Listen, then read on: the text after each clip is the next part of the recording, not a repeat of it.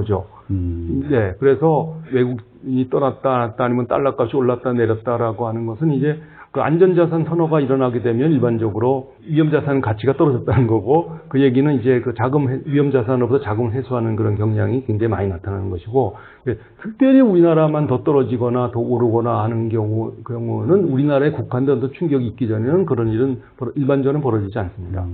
그래도 금값은 계속 상승을 하고 있는 금값이 상승한다는 얘기는 아까도 말씀드렸지만 유동성이 굉장히 엄청나게 많기 때문에 그 어디든지 조건만 맞으면 이제 튈 수 있는 그런 것이죠. 그러니까 어떤 사람들은 이게 앞으로 이 주가가 조정이 될 거라고 하는 사람들은 금에 투자를 하는 것이고.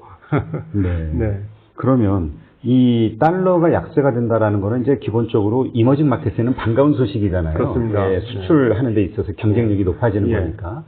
근데 그 얘기는 또 반대로 보면은 미국 입장에서는 또 경제가 이제까지 강달러를 유지하려고 했던 거는 그런 목적이었는데, 약달러로 되면 이머징 마켓이 경쟁력이 높아지면은 미국의 경쟁력은 낮아지는 거 아닌가요? 그걸 트럼프 대통령이 용인을 할까요? 그러니까 지금 이제 그게 정책적인 어떤 문제라기보다도 만약에 달러 가치가 계속 상승을 하게 되면, 그러니까 많은 사람들이 지금 오해를 하는 것 중에 하나가, 그러니까 원화와 달러를 놓고 원화 가치가 하락하면 달러 가치가 높아지면 우리의 수출이 잘 될 거라고 생각합니다만, 저는 그렇지가 않습니다. 숫자가 나는 게 수입이 줄기 때문에 생기는 문제고, 그 이유는 이제 그 모든 무역 결제 대금이 달러화로 다 표시가 되는 일종의 달러리제이션이, 모든 무역 결제 대금은 우리나라와 중국과의 무역 결제의 90% 이상이 수출과 수입이 모두 달러화로 결정된다는 얘기. 그래서 달러 값이 오른다는 글로벌 금융위기 이후에 지금까지는 계속 달러 값이 오른 추세였습니다. 그건 뭘 보시면 되냐면 빅맥 인덱스라고 혹시 들어본 적 있으시죠? 빅맥. 가장 쉬운 게 이제 그걸 보면 이제 추세가 알 수가 있는데요. 그 얘기는 교육이 굉장히 많이 줄었다는 얘기고, 교육이 줄었다는 얘기, 전 세계 교육량이 줄었다는 얘기는 무슨 말인가 하면 우리나라 같이 수출 의존도가 높은 나라들에게는 굉장히 나쁜 악재가 온 것이고,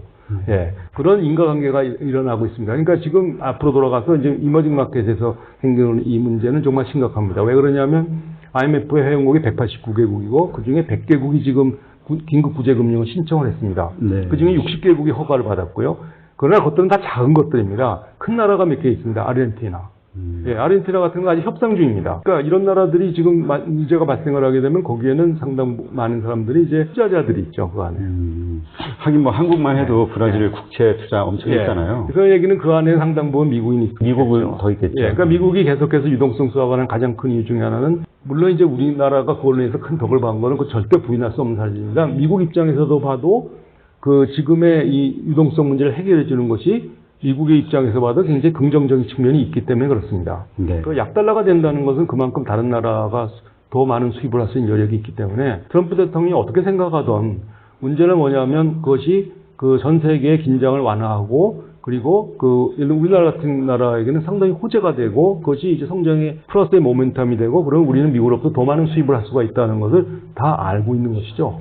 위기가 됐을 때 적극적으로 투자해야 된다. 그러니까 주식시장이라든가 이런 논리를 펼치시는 분이 있는데, 그 이유는 뭐냐? 위기가 되면 우리 달러 가치가 올라가고 원화가 절하가 되는 거잖아요. 뭐 우리가 1,300원, 1,500원, 1,900원 올라가니까.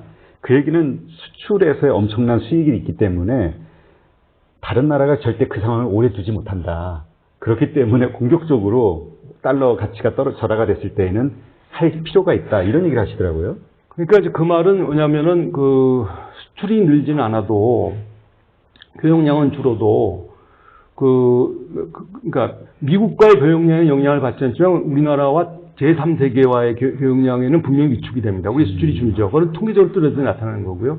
다만 달러 가치가 상승을 하게 되면 기업의 영업이익이 늡니다. 원화 표시 영업이익이 늡니다. 바로 그 얘기를 하는 거죠. 영업이익이 늘면 그만큼 주가가 오를 것이다. 예, 그러니까 이제 이런 아베노믹스에 갖고 있는 그런 논리가 거기 있는 거죠. 네. 그러니까 수출 규모가 더 잘 되는 건 아니고, 그건 아닙니다. 다른 이머징 국가라든가 이 관계가 있기 때문에 단지 그러나 기존에 수출하는 곳에서는 물량은 좀 줄더라도 이익이 높아집니다. 네, 예, 그렇습니다.